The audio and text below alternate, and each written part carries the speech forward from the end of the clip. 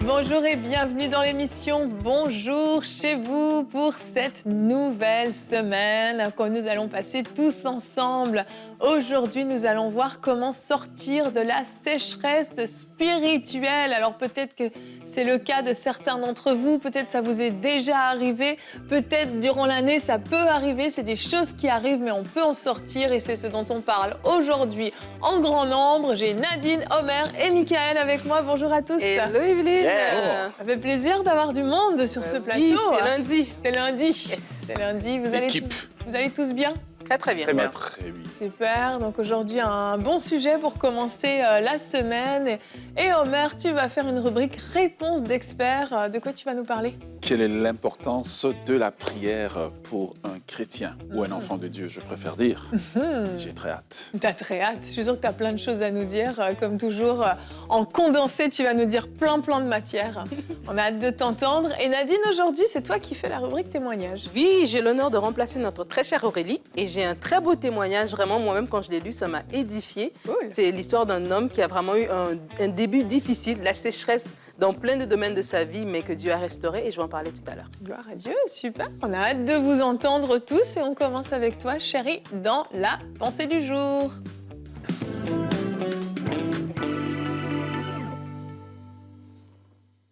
Peut-être vous trouvez-vous aujourd'hui dans un temps de sécheresse spirituelle. Et quand on est dans cette sécheresse spirituelle, on ne ressent plus les choses de l'esprit, on ne ressent plus la présence de Dieu, on ne ressent plus la vie de Dieu. Même quand on est là et qu'on écoute des prédications, on a l'impression que ça ne nous parle pas. On adore et les larmes ne viennent plus. On ne ressent plus sa présence, on ne sent plus l'esprit de la foi nous porter. Bref, ces temps de sécheresse spirituelle sont des temps difficiles. Et j'aimerais comparer cette sécheresse spirituelle à une batterie de téléphone. Vous savez, une batterie, si on ne la recharge pas, elle va se vider. Et lorsqu'une batterie est vide, lorsqu'elle est déchargée, l'écran, par exemple, d'un téléphone, de l'appareil devient sombre, il peut devenir lent, il chauffe, les fonctionnalités ne fonctionnent plus. Réellement, il est en mode sombre, etc.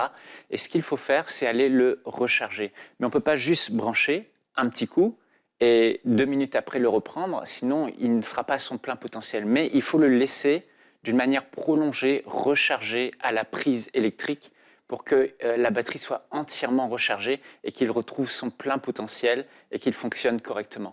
Et notre esprit est un peu comme une batterie. Notre esprit, la présence de Dieu remplit notre esprit se réchauffe, notre esprit est actif, mais il se décharge avec le temps. Et on a besoin, le seul moyen de le recharger, c'est d'aller, comme la batterie, se connecter à la présence de Dieu. Et on a besoin de passer du temps avec Dieu. Et j'aimerais vous encourager, parce que parfois on est dans une sécheresse spirituelle, on fait des petites prières, on fait des petits temps avec Dieu, mais on a l'impression que ça ne change pas, ça reste pareil.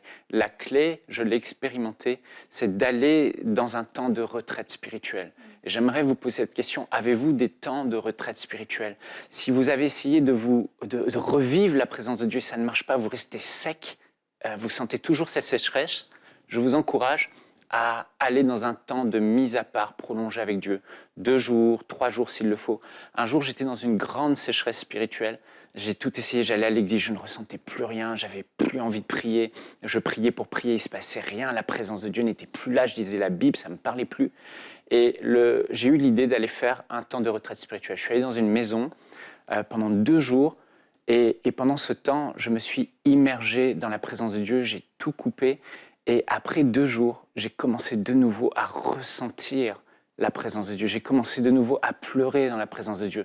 J'ai commencé à de nouveau ressentir la parole de Dieu vivante. J'allais à l'église et à peine lever les mains, sa présence me remplissait à nouveau. Et la solution pour moi a été de m'immerger et de rester connecté, pas pendant 10 minutes, pas pendant 30 minutes, mais pendant 2 jours consécutifs. Le premier jour, c'était horrible. Mais après un jour, le deuxième jour, je commençais à ressentir la douce présence du Saint-Esprit revenir. Je sentais de nouveau mon esprit être alerte aux choses spirituelles et recevoir de Dieu et sentir la présence de Dieu. Et tout est devenu différent. Et puis, quand on a rempli la batterie, on réalise qu'on peut ne plus prier, ne plus passer de temps avec Dieu pendant plusieurs jours et on se sent toujours bien, mais ça va de moins en moins bien comme une batterie qui se décharge. Il faut aller la recharger à nouveau. Donc, vous êtes dans une sécheresse spirituelle, vous n'arrivez pas à reprendre le dessus, prenez un temps de retraite spirituelle, 2 jours, 3 jours à part, seul avec le Seigneur dans un temps de communion avec Dieu pour recharger vos batteries spirituelles. Et vous allez voir, si vous faites les bonnes choses pendant ce temps, et on va en parler dans la discussion, vous allez revivre et remplir, recharger la batterie de votre esprit et de nouveau être sensible. Puis après, il faut l'entretenir. Ne tombez plus dans l'erreur d'être vraiment vide, au point de devoir laisser longtemps la batterie chargée, mais chaque jour, charger un peu la batterie comme on charge chaque soir un téléphone pour qu'il tienne le coup le lendemain. Et vous allez voir que vous ne serez plus dans une sécheresse spirituelle. Amen. Merci beaucoup. C'est vrai qu'on a besoin de se connecter à la source et on va regarder tout de suite notre verset du jour qui aujourd'hui est dans Ésaïe 58 au verset 11. L'Éternel sera toujours ton guide. Il rassasiera ton âme dans les lieux arides et il redonnera de la vigueur à tes membres. Parfois, on a besoin, on a cette impression que notre âme est complètement desséchée, que même physiquement, on est lasse, on ressent plus sa présence, on pleure plus dans sa présence, c'est toutes les parties de notre être qui sont touchées par cette sécheresse. Et la source à laquelle se connecter, c'est l'Éternel. Il sera notre guide, il sera notre rafraîchissement, notre eau, pour pouvoir nous redonner cette vigueur dont on a besoin. Et c'est super important. J'ai tellement aimé ce que Michael a dit, l'importance de se recharger, de prendre un temps à part. Parce que des fois aussi, on peut être là et on vit une sécheresse, mais on continue à fonctionner. Et des fois, on peut même se dire, écoute, c'est comme ça. Peut-être c'était une époque, peut-être c'était parce que voilà, je venais de me donner au Seigneur. Peut-être que bon, c'est passé, je suis à un autre niveau. Mais être sensible à la présence de Dieu, c'est quelque chose qui doit nous accompagner tous les jours. En fait, c'est pas une question d'être nouvellement au Seigneur. C'est pas parce qu'on a 30 ans de vie chrétienne qu'on ne doit pas vivre ces choses-là. En fait, c'est comme un amour qui est toujours frais, qui est toujours vivant, en fait, qui est toujours neuf à chaque fois. Et c'est important de persévérer. J'ai aimé ce qu'il a dit quand il a dit que la première journée, c'était dur. Parce que c'est vrai, lorsque nous-mêmes, on se rend compte que c'est sec et qu'on veut retourner, tu ouvres ta Bible et vraiment, au bout de quelques minutes, tu comprends pas ou tu te fatigues et tout. Ça a l'air tellement dur, tu te dis, est-ce que je vais vraiment y arriver? Mais il y a l'importance de persévérer. Et c'est quand on persévère, on reste patient, on attend, on fait confiance que oui, Dieu est là, Dieu veut nous rencontrer. C'est vrai que Dieu est là parce qu'il est omniprésent, mais il y a vraiment une présence palpable du Seigneur qu'on pourra vivre. Et lorsqu'on est patient et on persévère, à un moment donné, tu sens qu'il y a comme un déblocage, il y a comme un espèce de plafond de verre qui s'est déchiré. Et là, waouh, tu rentres dans cette présence qui t'a tellement manqué, et comme ce verset le dit, qui va te fortifier, te rafraîchir, et tu vas pouvoir prendre un nouveau départ. Et c'est vraiment important. Ça arrive à tout le monde. Je crois que ça m'est arrivé à moi, ça t'arrive à toi, ça arrive à tout le monde. Bien sûr. Mais c'est important de persévérer et de reconnecter à cela, de ne pas s'habituer à cette sécheresse. Ouais, il faut vraiment, si vraiment on est dans une sécheresse spirituelle, je ne connais pas d'autre moyen que de rester d'une manière prolongée, comme on l'a dit, dans la présence de Dieu. Il n'y a que sa présence et les temps de communion avec lui qui peuvent ramener le rafraîchissement. C'est comme une terre aride. On peut juste mettre un petit coup de pluie pendant 1 heure, ça ne va pas enlever l'aridité de la terre. Mais si il pleut pendant 2-3 jours, la sécheresse va disparaître. Et ce qui est important, c'est de comprendre, c'est que ces temps de communion dans lesquels on se dit, bon, je vais rester 2-3 jours en retraite spirituelle pour sortir de cette sécheresse spirituelle et recharger mes batteries, il faut que ce soit un temps strict avec Dieu, seul avec Dieu. Il faut mettre un temps vraiment à part. Quand on va recharger la batterie du téléphone, le téléphone, il se recharge et il reste là rechargé. Il faut le laisser recharger. Il ne faut pas continuer à l'utiliser à son plein potentiel. Quoique maintenant, ça marche mieux qu'avant. Mais voilà, il faut être seul avec Dieu. Il faut aller dans sa présence. Et je veux vous encourager, si vous êtes dans cette situation, restez seul, enfermé avec Dieu. Et dans ce temps seul avec Dieu, c'est important que vous ayez une communion. Une communion, c'est à double sens.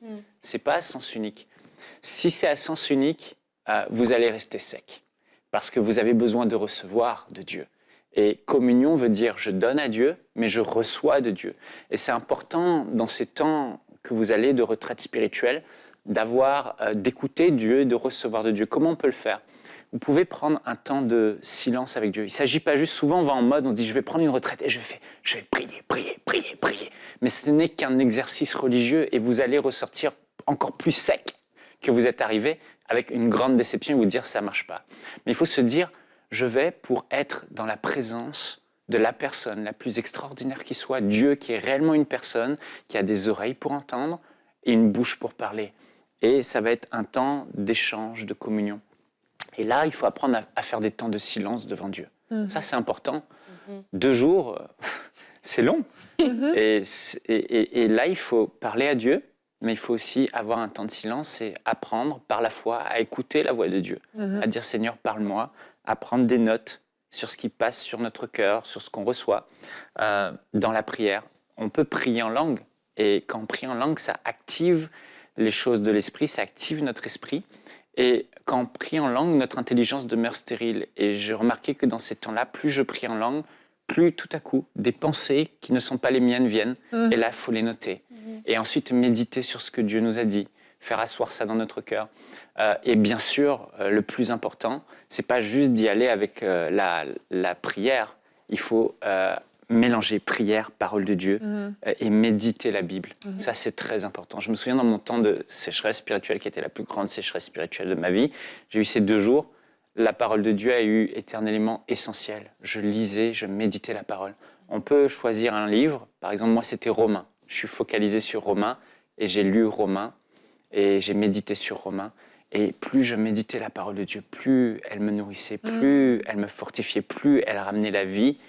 Et ça peut être aussi un thème précis que vous avez sur le cœur et vous méditez à travers toute la parole. Donc il faut allier prière, méditation de la parole, où Dieu nous parle à travers la parole, et aussi demander au Saint-Esprit de collaborer avec nous. Il vient à notre secours dans les faiblesses, il nous conduit, il nous dirige, être attentif à lui. Amen, amen. Ouais. J'aimerais peut-être rajouter un mot. Oui. Je crois que nous devons, en tant qu'enfants de Dieu, développer en fait la capacité de reconnaître nos sécheresses. Parce que souvent, le problème n'est pas la sécheresse, c'est notre incapacité de la détecter. Vous voyez, la biche, c'est quand elle a soif, fait qu'elle soupire après des courants d'eau. Elle soupire après ce qu'elle n'a pas encore atteint. Et souvent, on ne peut pas... En fait, quand on se rend compte, c'est que le processus est tellement avancé que c'est très difficile pour nous maintenant de juste avoir le réflexe pour dire « Oh, j'ai besoin de m'arrêter, j'ai besoin d'entrer en retraite ». Donc, je voulais juste souligner vraiment cet élément-là pour que ça puisse aider les différentes personnes qui sont en train de nous aider. Tellement vrai. Tout à fait, tout à fait. Et je vais vous encourager aussi à passer du temps dans la louange. La louange est aussi bénéfique dans ces moments-là, dans ces temps de retraite où vous vous mettez à part. Baigner dans sa présence, le louer, l'adorer, tout simplement. C'est aussi des moyens de se recharger. Et on va voir maintenant, dans notre rubrique avec toi, Homer, l'importance de la prière dans la vie du chrétien, dans la rubrique « Réponse d'experts ».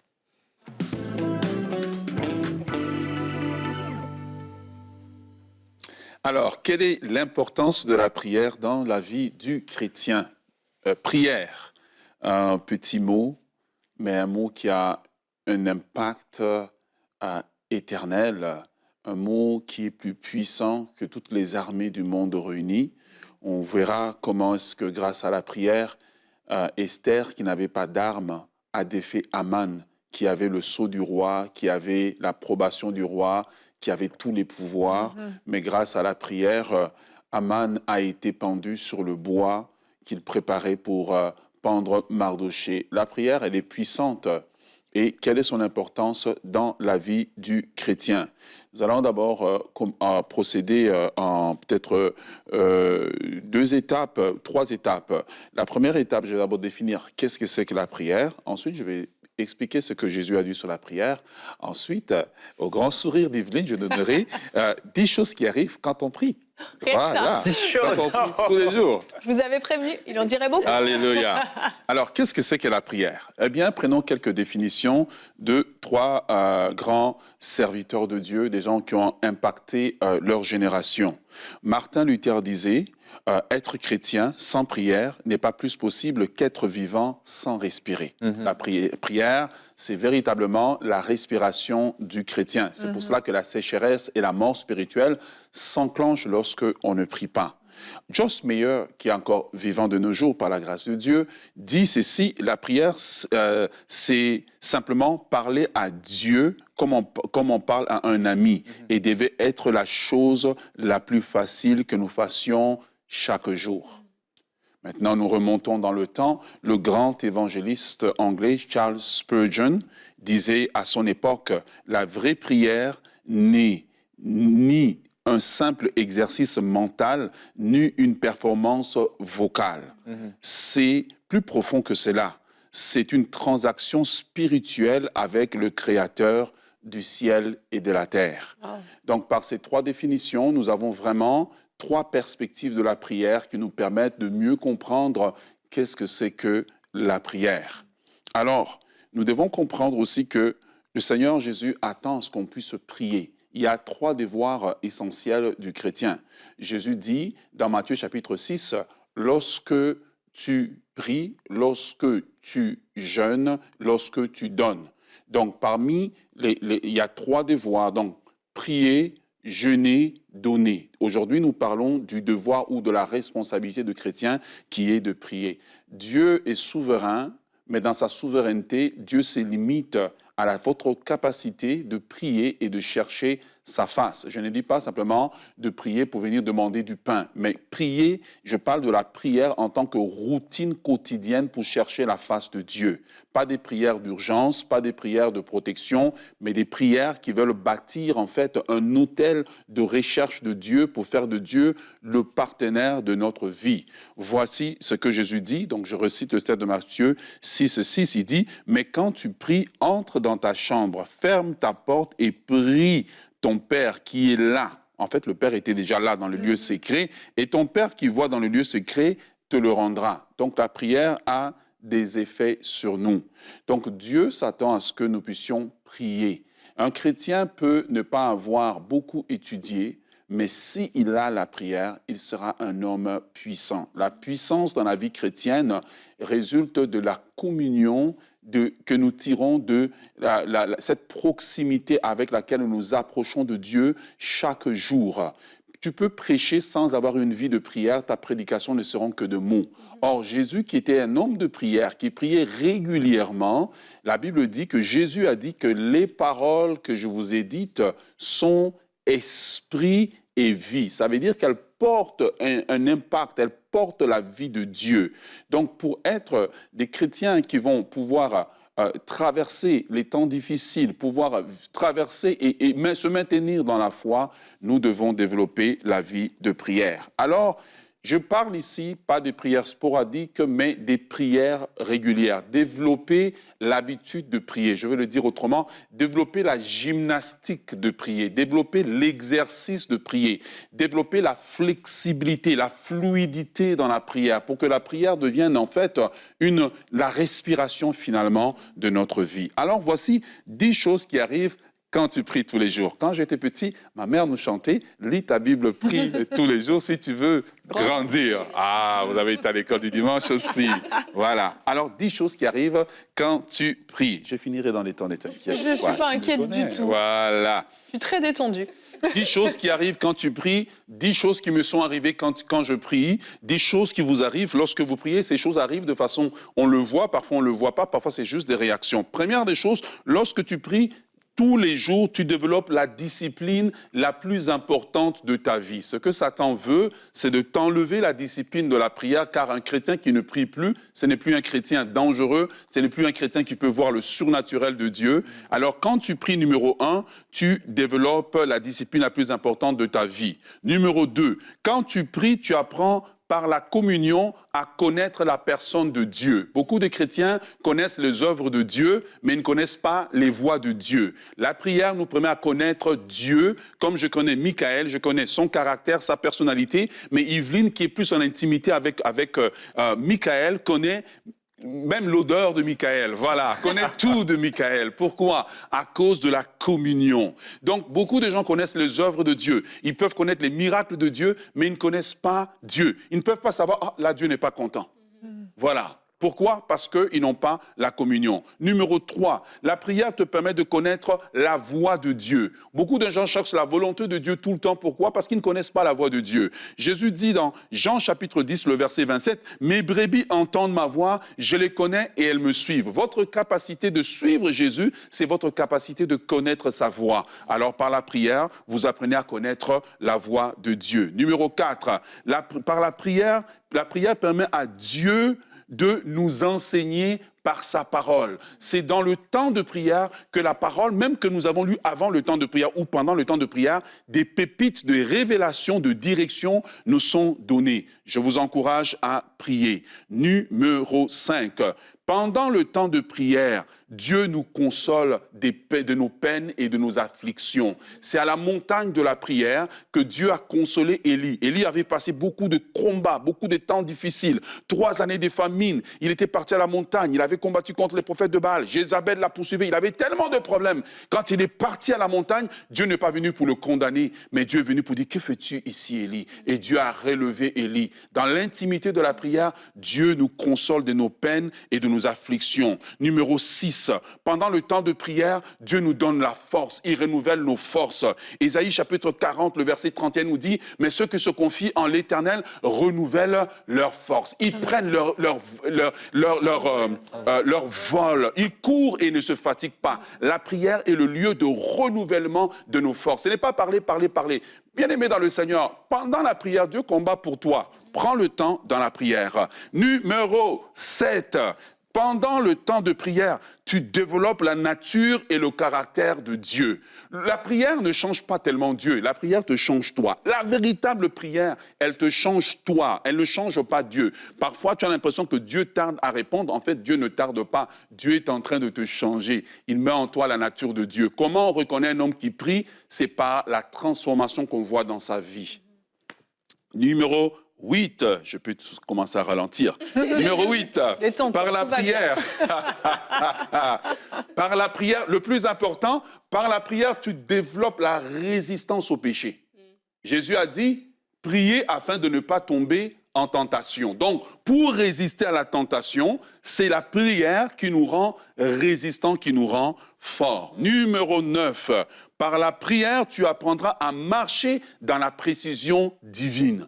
Jésus était un homme de prière, voilà pourquoi il dit, je ne fais pas, ce que je fais, c'est parce que j'ai vu mon Père le faire. Où est-ce qu'il a vu le Père le faire? Dans l'intimité de la prière. Moïse était un homme de l'intimité de la prière. Par la précision divine, il recevait les instructions de Dieu pour savoir comment diriger le peuple d'Israël. Numéro 10, par la prière, tu deviendras un intime de la présence de Dieu. Beaucoup de gens disent, je suis l'ami de Dieu. Tu ne peux, enfin, je ne voudrais pas te choquer, mais on s'arrache ce titre-là gratuitement. C'est aux disciples que Jésus a dit, vous qui avez traversé avec moi toutes mes épreuves, qui avez été avec moi dans mon intimité, je ne vous appelle plus ami, serviteur, mais je vous appelle maintenant ami. Abraham était l'ami de Dieu parce que c'était l'homme de l'intimité avec Dieu. Alors, nous voulons terminer maintenant pour honorer le grand serviteur de Dieu, Billy Graham. Qu'est-ce que Billy Graham a dit sur la prière? Billy Graham a dit, le matin, la prière est la clé qui nous ouvre les trésors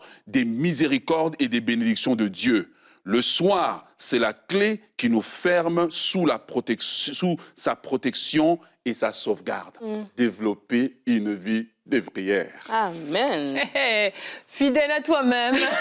Excellent. Merci Omer, c'était super. Hyper complet encore une fois. Et comme d'habitude, je vous invite à réécouter les rubriques, à prendre des notes également. C'est important de méditer sur ce qui est partagé. Le but, c'est que ça produise du fruit et pas que ce soit seulement agréable à écouter lors d'une émission. Il y a plein de pépites qui ont été données aujourd'hui. et que vous puissiez les réécouter. On va continuer et terminer cette émission avec notre rubrique témoignage. Alors aujourd'hui, comme je disais en début d'émission, un très beau témoignage, un témoignage que hier soir, lorsque je l'ai relu, moi-même, j'avais presque les larmes aux yeux tellement c'est une belle histoire. C'est un témoignage qui est anonyme, qui nous provient de France, d'un homme, en fait, qui va raconter sa vie, un peu comment son enfance, il a débuté la vie avec beaucoup de difficultés, mais qu'est-ce que Dieu a fait par la suite. En fait, si je mets le contexte, il dit ici, mes très chers frères, mes très chères sœurs, je vous livre ici un témoignage puissant de l'intervention de notre Seigneur dans ma vie. Si je devrais mettre un titre à mon témoignage, il serait de gangster à enfant de Dieu. Il dit son père biologique l'a abandonné alors qu'il avait 3 ans. Et quand il est devenu adolescent, vers l'âge de 13 ans, il a commencé les joints, cannabis, alcoolisation, rencontres dans le milieu des skinheads, descente aux enfers. Satan s'est invité dans ma vie et je l'ai laissé entrer sans le savoir. Échec scolaire, sans domicile fixe, bagarre, drogue, alcool, débauche sexuelle, peine de prison avec sursis, spiritisme, toute la totale. Wow. Mais dit par la suite, Dieu est aux commandes, il ne permet pas que je meure ou que je commette l'irréparable. Alors il fait, finalement, sa vie il se détruit à petit feu, sa vie va de mal en pis et il veut mourir et il veut en finir en fait. Il fait même une tentative de suicide, il a un internement psychiatrique et tout ça avant l'âge de 20 ans. Oh là là. Mais plus tard, moment déclencheur, il rencontre sa femme. Alors, il va rencontrer sa femme, il va sortir de la rue, reprendre les études, vie de couple, tout a l'air de bien aller. Il a même une maison, il a même une entreprise, 2 enfants, etc. Il arrive à la quarantaine, mais ça ne va pas. Le vide qui est à l'intérieur de lui est encore là, est encore plus grand. Il continue à essayer de remplir ce vide par l'alcool, par d'autres produits, mais à nouveau, le même sentiment revient, il n'en peut plus et il veut mourir.